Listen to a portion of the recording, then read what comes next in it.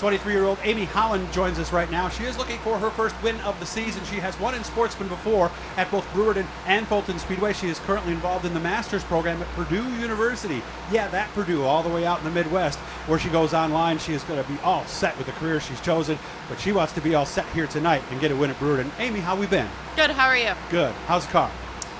So far it's been pretty good. We struggled a little bit in the beginning of the year, and then we just threw something crazy at it, and the car seemed to go halfway decent, so we've just kind of been sticking to the same thing. What did this crazy thing that you do, where did it make the car better? I would just say drive off the corner, and just overall the car rotated through the corner much better. Well, that's what this game's all about, rotate and drive off, right? Especially with Sportsman's. Yeah, more so I think maybe than any other division because of the equality with the motors, right? You're right. So how close are we to getting back to victory lane? Do you have some seconds here at Brewerton?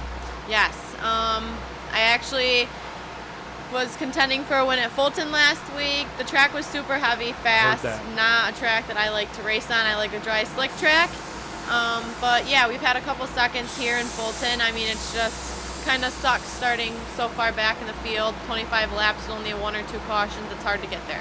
That's reality of the, in case you didn't know it, they have what's called a handicap system in dirt racing. They look at your last 3 weeks.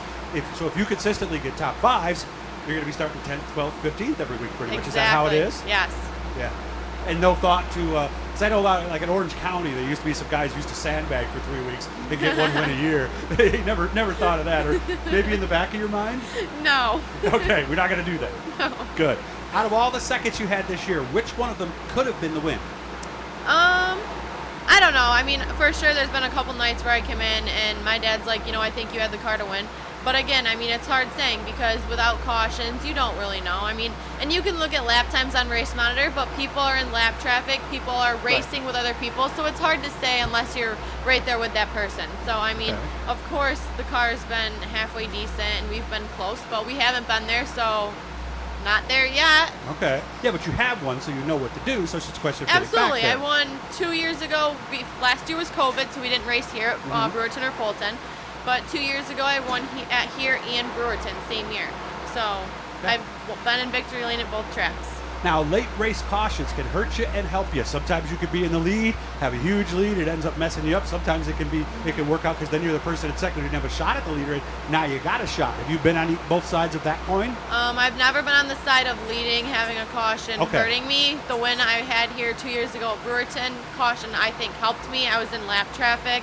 I think I might have probably struggled to get around the lap cars. Okay. So the caution definitely helped me get out of lap traffic. Very good. Now, when I first met Amy, she was a teenager. I believe you were quarter midgets, correct? Yes. Okay. My daughter was coming up on Try a Quarter Midget Day, which is how, is that, first of all, is that how you got started or no? Nope. I started, my dad raced for 30 years, so I kind of grew up around racing. That's Bob Holland, by the way. Yes. And when I was like 4 and a half, 5, I said I wanted to race. So Volney quarter midget track is 10 minutes down the road from my house. Oh, nice. So we went there one night, they were racing, looked at the cars, and I want to do it. I mean, little 5-year-old, of course. Yeah. And so we bought a car and went right from there. How many weeks was it between that first night where you went to watch and the first night you suited up? Honestly, I can't remember. Was it right away, or did you have to wait? Yeah, we bought a car. It was pretty quick. I think maybe even that night that we were there was a car for sale. And we bought it. But I was 4 and a half practicing.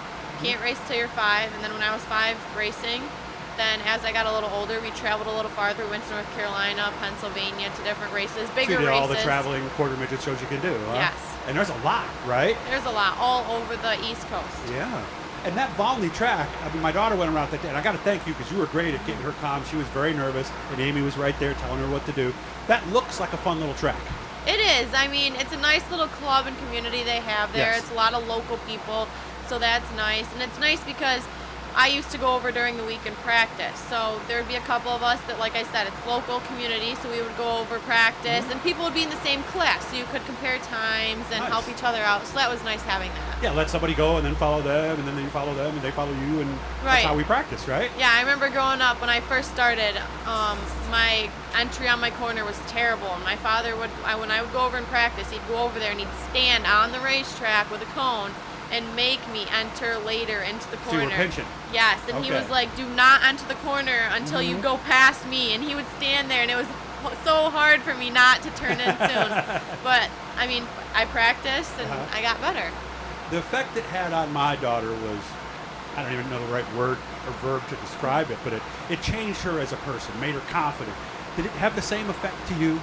I think racing overall has that effect on people. There's so many different characteristics and behaviors that we get out of this sport. I would say probably self-discipline for number one, and not only respect too for yourself, but everyone around you. I mean, like I said, this sport has taught myself, especially, a lot of different things about life too, life lessons. So it's helped you to be the Most person definitely. you're on your way to be. Absolutely. Right? I mean, patience. I mean, hard work. I mean, like I said, you got to work on these things all the time. Same thing with quarter midgets, practicing, not giving up. It's just, I mean, it's, Dealing and I think with it's adversity.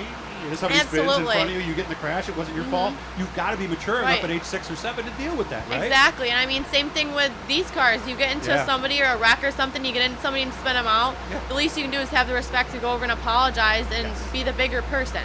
So not an easy walk, though, is it? Definitely not, because you don't know how it's going to go. But yeah, I definitely think that it has an impact on people and the person they become. I remember who told me this quote. It was when my daughter was racing. They say, character is not built through racing, it's revealed. You agree? Yes.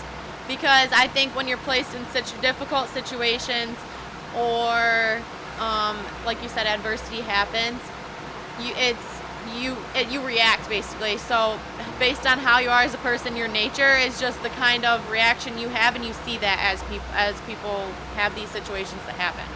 I'm proud to say I know you. I wish you all the best. When are you going to be done with school? I'll be done in February of 2023 with my master's. And you'll have a degree in what now exactly? Business administration with a specialization in healthcare management. Do they seek people like you out, or will you have to look for a job? So typically the position that I'm looking for is some kind of administrative role in a hospital or in the healthcare field. So you don't typically just apply for a job and start there. You have to gain experience. I see. Almost like a doctor would. Right. So usually for that, you would typically gain experience in some kind of administrative role, or what I was thinking of the route of taking is getting into a hospital, becoming familiar with how the hospital runs, insurance, billing, everything, seeing all aspects of a hospital, and then just going into administrative that way. Well, I hope you do well. And guys, hit the blue E. It'll subscribe you. Make sure to share the stuff. Do everything you can, guys, and I wish you all the best. Maybe I'll be here for the win tonight, okay? Thank you. I'll see you later. Bye.